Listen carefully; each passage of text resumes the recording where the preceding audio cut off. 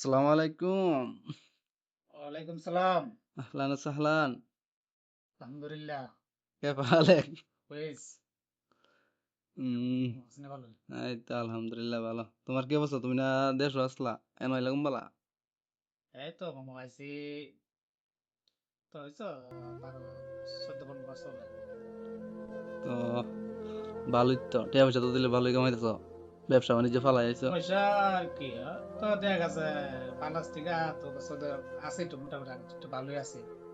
তো বাংলাদেশ তো তেমন সুবিধা করতে পারছি না বিদেশি কথা মানে সৌদি আরব আইলাম। তো সৌদি আরব প্রথম তো শুনছিলাম আয়া বললে কি যে বয়া দালাল ধরে আয়া বয়া লিছো নাকি? আসলে বিষয় হলো সৌদি আরব তো দেখা গেছে মানে আইলে তো হুট করে তো কাম পাওয়ার তো কোনো পাওয়া যায় না।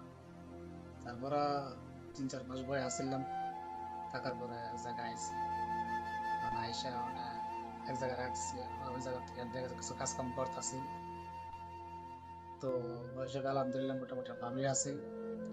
তো আল্লাহ যদি বাকি দিন আল্লাহ যদি ভালো রাখে চলে। উম, তো দেশ কি সমস্যা ছিল? আই পড়ছো? দেশ বলতে দেশ আসলাম মোটামুটি ভালোই আছিলাম। এখন বিষয় হইলো কোনটা, ব্যবসা না বলে আসছিল? ব্যবসা তো ছেড়ে তো মানছে আয় না। ব্যবসা ছাড়া আয় না, ব্যবসা ছাড়া তো মানুষ তো আয় না, ঠিক আছে। তারপর আমি আইছি কারণ আছে। কারণ লকডাউনের সময় দেখা গেছে, যে সময় করোনা হয়েছিল ওই সময় তো দেখা গেছে ব্যবসা বাণিজ্য কেউ দেখা গেছে ব্যবসা কেউ লাল হয়েছে কেউ ফকির হয়েছে। উম, তো আমার বেলাটা ঠিক একই কাহিনী হয়েছে। তো ওই সময় দেখা গেছে দোকানপাট বন্ধ আছে। তো করোনা যতদিন আছে ততদিন তো দেখা গেছে দোকানপাট বন্ধ একটা পাড়া করে দিছে। দেখা গেছে বাইরে থাকছি, এমনি এমনি দেখা গেছে ব্যবসাটা আরো ডাউন হয়ে গেছে। বেশি লস খেলাইছিল নাকি? বিশেষ করে আমার যে মেশিন গুলা কাজ আছে ওই মেশিন গুলো তো দেখা গেছে সোয়াল উঠে গেছে, ওইটা যাওয়াতে দেখা গেছে চোখে মেশিন ঢুকছে, ঢুকার সব পরে ডিজিটাল। ডিজিটাল মেশিন গুলা ঢুকছে। ওইটা ঢোকাতে দেখা গেছে আমি, আর দেখা গেছে আমি একটা কারিগর লাগছিল, কারিগর যেহেতু এমন সুবিধা করতে পারছি না। এরপরে মনে করো এই এই দেখা গেছে আবার কারিগর যাওয়ার পরে নিজে চেষ্টা করছি কিছু। দেখা গেছে বিশেষ করে সব মিলা টিলা গিয়া মানে এক কথা বলতে চলে, দেখা গেছে করোনার পর দেখা গেছে যে আমি এটা মানে সোজাইলে হারতে পারছি না। করোনায় অনেকেই সমস্যা পড়েছে। সমস্যা পড়েছে গা, দেখা গেছে পুঁজি পাটা কমে গেছে গা। তো করোনা আগে ব্যবসাটা খুব ভালো আছে, তো ওই সময় দেখা গেছে মোটামুটি নিজে চলতে পারছি, ফ্যামিলি দিতে পারছি। করোনা পর দেখা গেছে ফ্যামিলি তো দেওয়ার দৌড়ের কথা, নিজে ভালো করে চলতে পারছি না, মনে কর পর্যায়ে আছে। তখন ওই সব করে চিন্তা ভাবনা করে দেখলাম যে অনেক ঢাকা শহর থেকে দেখা গেছে আর ব্যবসা বাণিজ্য করার মতন। তারপরে অন্য ব্যবসা দিচ্ছি, চেষ্টা করছি। চেষ্টা তো করছি তা না, চেষ্টা করছি যে অন্য ব্যবসা যদি টিয়া নিয়ে কিছু করেন যায়, যেহেতু আমি একটা অন্য একটা কাজ জানি, সেলাই কাজ জানি।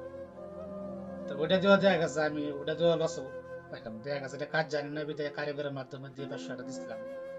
তো ওইটা দেওয়া দেখা গেছে ব্যবসাটা তেমন সুবিধা করতে পারছি না। তো নিজে কাম না জানলে যা বই আর কি, কারিগরের উপর দিয়া তো দেখা গেছে কাজ ডিপেন্ডস অন। তো যাক তারপরে মনে হয় যা মনে করা যায় ব্যবসা বাণিজ্য সবকিছু নষ্ট যারা দেশ আছে পরে দেশ বাইরে বলি চেষ্টা বাইরে এলে ভালো হইবো নাকি? পরে চিন্তা ভাবনা করছি না, দেশ আর থাকুম না, তাহলে বাইরে চলে যাই, বাইরে একটু ঘুরতে যেতে কি আমার বুঝতে। সবাই তো বাইরে আসতে চাও না, তুমি কি মনে করো মানে সবাই যেহেতু বাইরে দেখা গেছে আমারও ফ্যামিলি নিজে বাইরে আছে বিদায় দেখা গেছে ওই ভরসা আমি আইছি। আর আমার কাছে নিজস্ব লোক আছে, এ ভরসা করে আইছি। তো আবার পরে দেখা গেছে তো সৌদি আরব আইলাম, আবার পরে দেখা গেছে 3 4 মাস বসে আসলাম। তারপরে আসলাম আমার মামার কাছে আইসি, পরে দেখা গেছে ওই জায়গায় কাজ কাম করতেছি। তো আল্লাহ রহম বললে মোটামুটি মানে আগের চেয়ে ভালোই আছে। নতুন লোক যারা সৌদি আরব আইতে চায় আর এরা কিতা কইবা? যারা নতুন নতুন সৌদি আরব আইতেছে আমি মনে করি যে কাজ শেখা থাকলে দেখা গেছে বা নিজের লোক থাকলে হয়তো দেখা গেছে একটু তাইলে আসে কোনো সমস্যা নাই। মানে করা যায়, কাজ কাম করতে পারবো। দেখা গেছে লোক টোক চিনা পরিচয় না থাকে বা কাজ কাম না জানে। কাজ কাম না থাকে, দেখা গেছে মানে এগুলো লাগে দেখা গেছে বিরাট বড় সমস্যা। কারণ বছরটা কদিন দেখা গেছে 365 দিনে দেখা গেছে বছরটা কদিনে যায় না, আঁকা মারা বানানো লাগে। তারপরে একটা প্যারাশনে আছে যে তা হাওয়া টাওয়া সব কিছু দেয়া। এই আর কি। যাক, তারপর আল্লাহর রহমতে ভালোই আছি।